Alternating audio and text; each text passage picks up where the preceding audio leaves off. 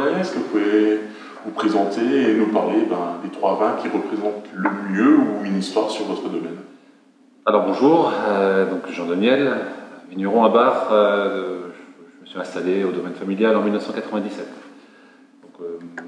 J'ai dû faire un exercice assez compliqué pour un vigneron alsacien, c'est-à-dire choisir 3 vins parmi la liste des vins qu'on produit. C'est toujours un exercice un peu difficile, puisque tous les vins qu'on produit, on les aime et on a du mal à en choisir un parmi l'autre. Mais donc du coup, aujourd'hui, j'ai 3 vins à vous faire découvrir, et on va commencer par un rouge.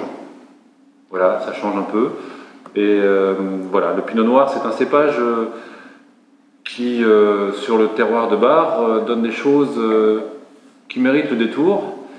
Vous l'avez ici, donc dans ce verre, c'est notre Pinot Noir de la cuvée du Chat Noir, 2017. Alors pourquoi j'ai choisi ce vin? Parce que c'est un vin qui est donc cultivé sur le Grand Cru Kirchberg à Bar, et donc sur un terroir où naturellement on produisait toujours des blancs. Et en 1989, on a décidé de profiter de cette exposition et de cet ensoleillement qui est sur le Kirchberg, de ce terroir aussi calcaire, pour planter une vigne de Pinot Noir. Puisqu'on savait que les Pinot Noirs aimaient bien ces expositions-là et ces configurations de terroir et de substrats également calcaires qui réussissent bien dans d'autres régions en France. Et voilà, on a décidé aussi de faire ça ici à Bar, au domaine Hering.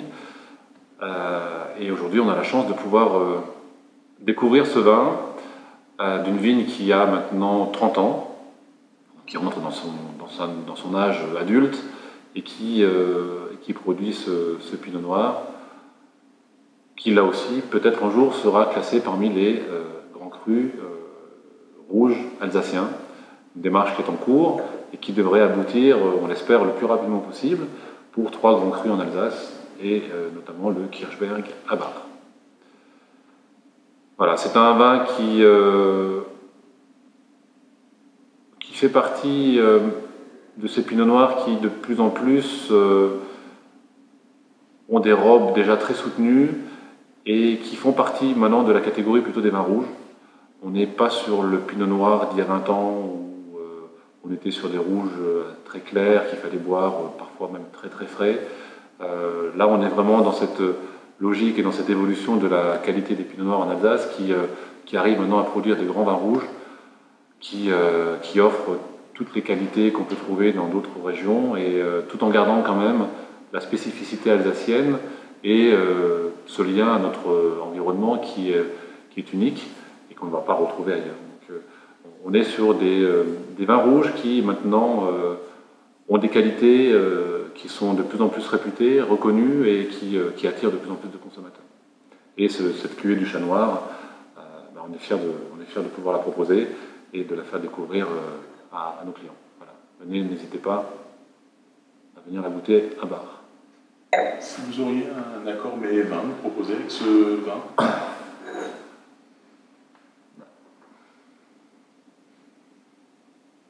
Alors on a des notes assez épicées dans ce vin, des notes qui rappellent un peu ce côté un peu, presque un peu méridional, côté un peu garrigue, des notes de thym, des notes presque un petit peu d'herbe également.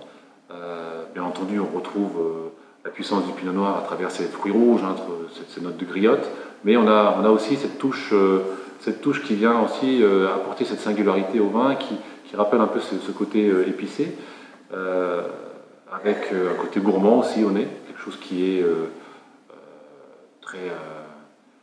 très juteux. C'est quelque chose qui éveille les papilles. Et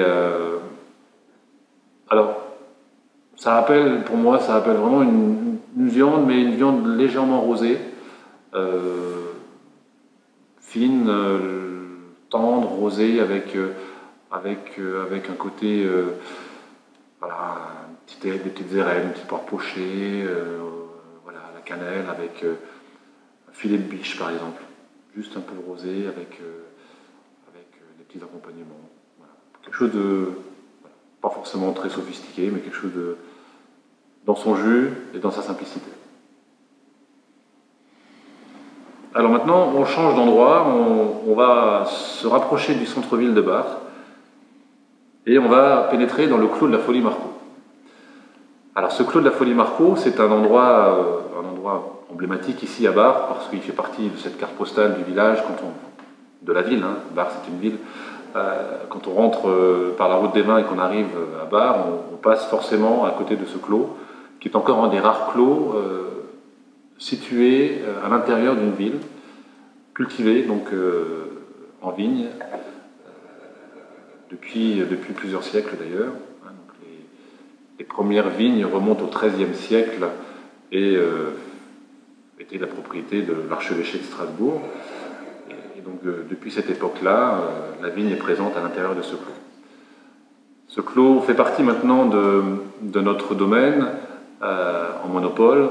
On y cultive du Riesling et on y cultive du Sylvaner, deux cépages présents historiquement et qu'on continue à cultiver dans cet endroit-là, parce que cet endroit a aussi des conditions qui permettent à ces cépages d'exprimer pleinement leur potentiel.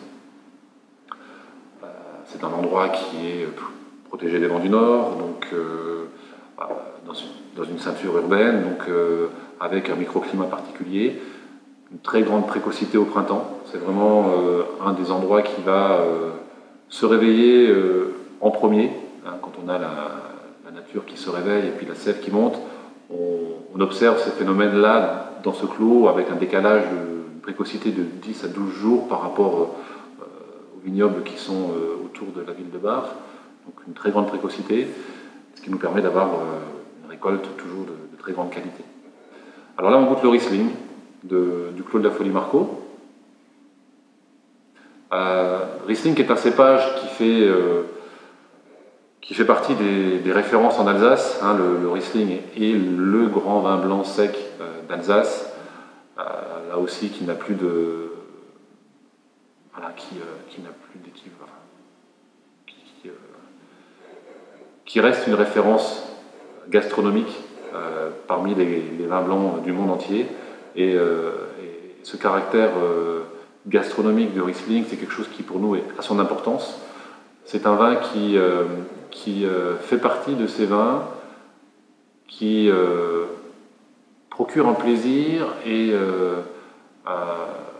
une sensation qui permettent à la fois d'apprécier le vin et également le plat qui va l'accompagner.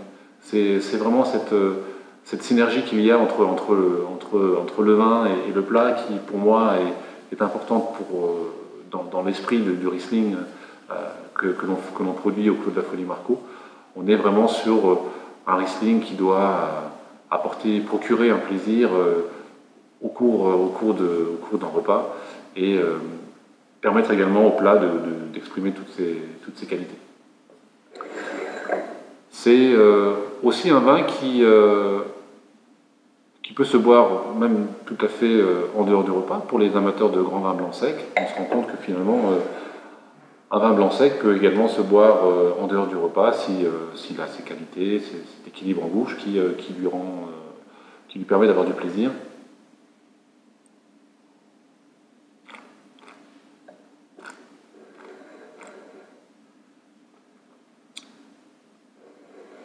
Moi, ce que j'aime dans les Riesling, c'est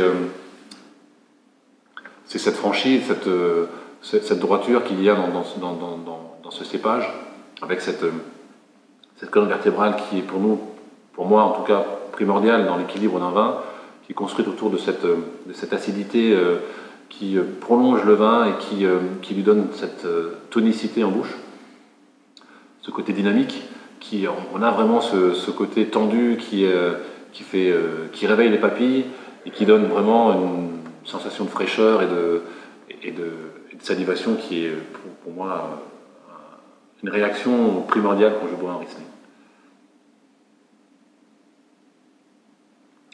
C'est un Riesling qui est jeune, hein, c'est un 2018, donc on est vraiment sur un bébé qui exprime là pour l'instant encore toute tous ces parfums vraiment typés du Riesling. On est sur ces notes légèrement citronnées, ce côté agrume qui apporte beaucoup de fraîcheur, des notes d'infusion également qui donnent ce côté aussi presque un peu tabac séché qui est aussi présent dans ce vin. Et ça donne un côté très printanier à ce vin. Et ça tombe bien, d'ailleurs, le printemps arrive. Donc voilà, c'est quelque chose c'est un vin qui, à mon avis, voilà, sera bon à boire là maintenant déjà, avec les beaux jours qui arrivent. Je vais juste rajouter une dernière chose. J'ai pas dit. Pourquoi le nom de ce cru? Ah oui, j'ai pas dit, ouais. Alors, pourquoi la Folie Marco? C'est alors le propriétaire qui a fait clôturer cette vigne et qui a construit le bâtiment qui est en face, qui est maintenant un musée, s'appelait Félix Marco. Il était bailli de la ville de Strasbourg au XVIIIe siècle et donc était tombé amoureux de la ville de Bar et a fait construire une maison pour son plaisir à Bar, son plaisir et puis pour ses week-ends qui venaient passer à la campagne, quitter Strasbourg pour venir s'installer à Bar pour passer quelques journées dans la campagne.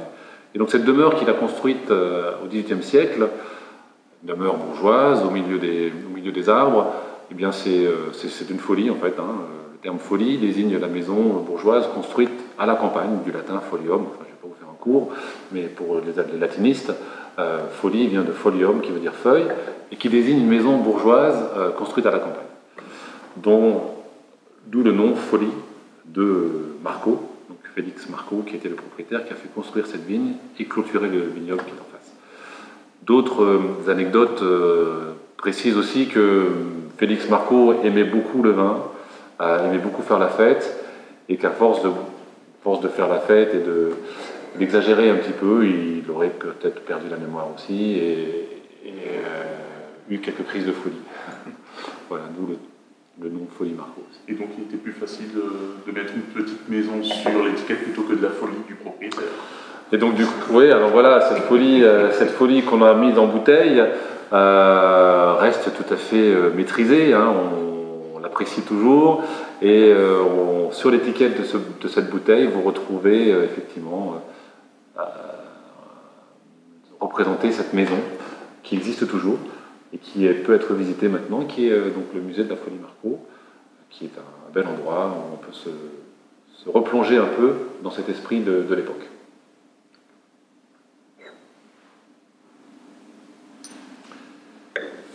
Roseneckert 2017. Alors Roseneckert, c'est un lieu-dit qu'on a planté en 1998, situé sur les hauteurs de Bar. On est à 320 mètres d'altitude, en bordure de forêt, dans une zone qui était assez sauvage quand on s'est intéressé à cet endroit-là, mais qui fait partie de ces zones qui maintenant offrent des conditions de culture de la vigne et de production qui permettent de produire des vins blancs avec beaucoup de finesse et avec une qualité aromatique qui reste très nette et très précise, puisqu'on est dans un endroit où finalement la maturation sera très longue. On n'est pas dans un secteur très précoce, on est plutôt dans un secteur tardif, mais avec des conditions de maturation qui vont permettre aux arômes de garder beaucoup de fraîcheur et beaucoup de finesse et d'arriver à un vin qui va garder un très très bel équilibre malgré ces chaleurs qui sont présentes dans le vignoble alsacien depuis quelques années. On arrive là, dans cet endroit-là, au Roseneckert, du fait de sa situation et de son exposition, à avoir des conditions qui permettent de garder vraiment beaucoup de fraîcheur dans ces vins. Quand on a planté cet endroit, on a décidé de remettre au goût du jour une pratique ancienne, c'est-à-dire qu'on a complanté différents cépages dans la même ligne en 1998 dans ce lieu-dit de Roseneckert. C'est une pratique ancestrale, hein, c'est pas quelque chose de nouveau, mais les vignerons alsaciens ou ailleurs hein, avaient comme habitude de mélanger déjà des cépages dans la même vigne. Ensuite, en Alsace, on a modifié un petit peu ces pratiques dans les années 60, on est allé vers le monocépage, qui fait un petit peu maintenant effectivement la réputation des vins d'Alsace, hein, ces cépages emblématiques. Sur ce lieu-dit-là, on a voulu vraiment conserver les caractéristiques du lieu-dit et les exprimer à travers un choix de 5 cépages qui rapportent cette complexité aromatique, mais qui restent par contre, très liés au terroir et très liés à cet endroit qui est le Rosenneckert. Donc ces cépages sont le Riesling, principalement 50% de l'encépagement sera du Riesling, parce qu'on voulait là aussi garder cette caractéristique de vin blanc sec et gastronomique, et le Riesling accepte bien ces conditions de maturation longue. Donc on était vraiment dans un endroit qui était adapté pour ce Riesling. On a voulu rajouter d'autres cépages pour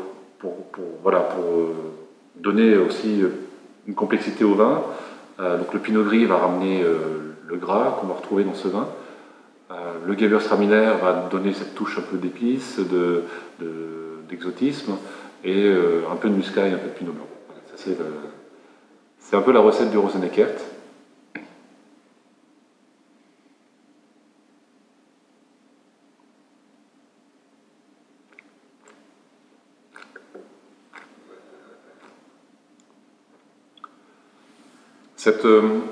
Cette symbiose qu'on a dans cette vigne, elle est intéressante parce que c'est vrai que on parle souvent de la maturation des raisins et on imagine que les raisins ont du mal à arriver à la maturité en même temps.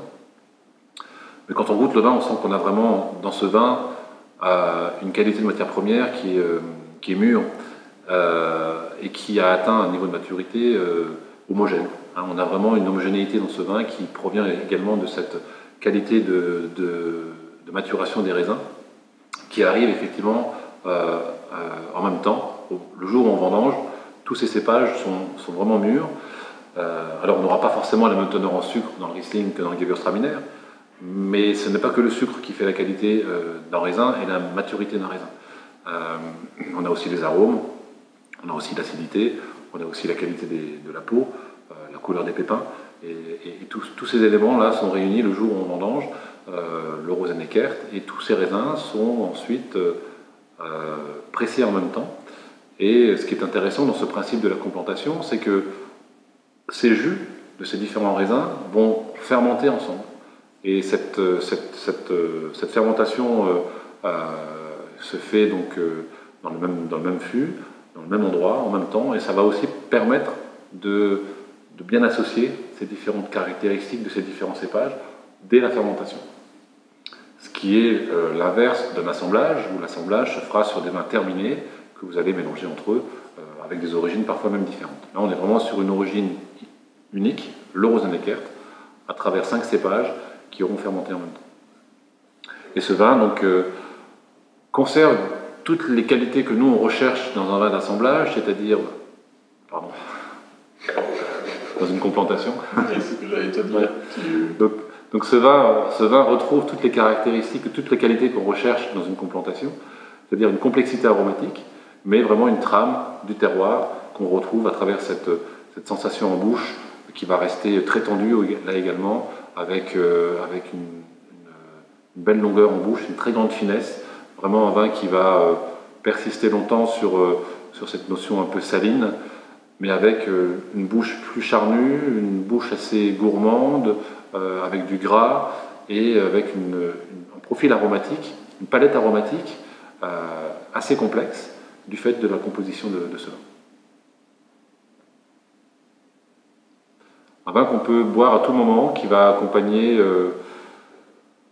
toutes les meilleures occasions qui se présentent, de l'apéritif jusqu'au plat. Si vous aimez les plats un peu exotiques, ça va très très bien accompagner des plats sucrés salés,